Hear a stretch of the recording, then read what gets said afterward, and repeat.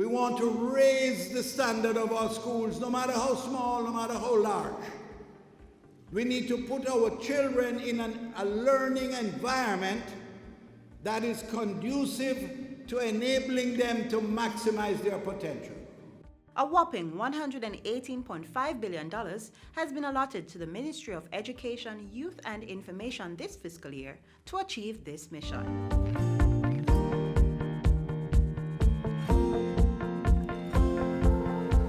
A significant portion of the recurrent budget will go towards education administration and services for children and youth.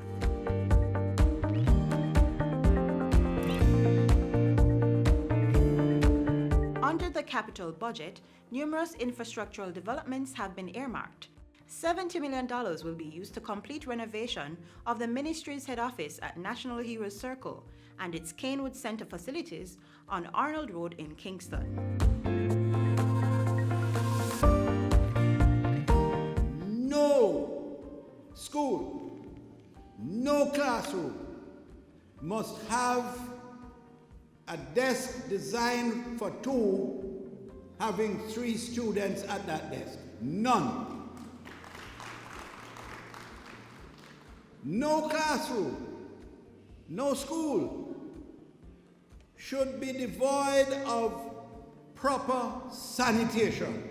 $90 million has been set aside to upgrade and expand the Mount St. Joseph High School in Mandeville under the Education Transformation Program. The funds will be spent on the completion of a 6th form block and pre-construction work for an auditorium, administrative building, and 3rd and 4th form blocks.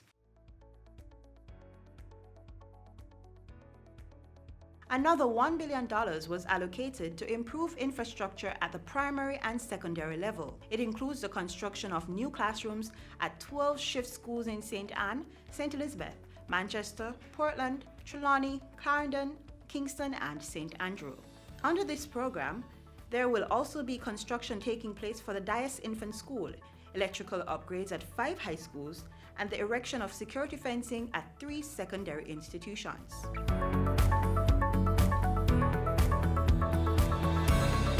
$143 million is also in the 2020-2021 budget to complete construction of a special education diagnostic center at the College of Agriculture, Science and Education in Portland. The funds will go towards the installation of a wastewater system on the property.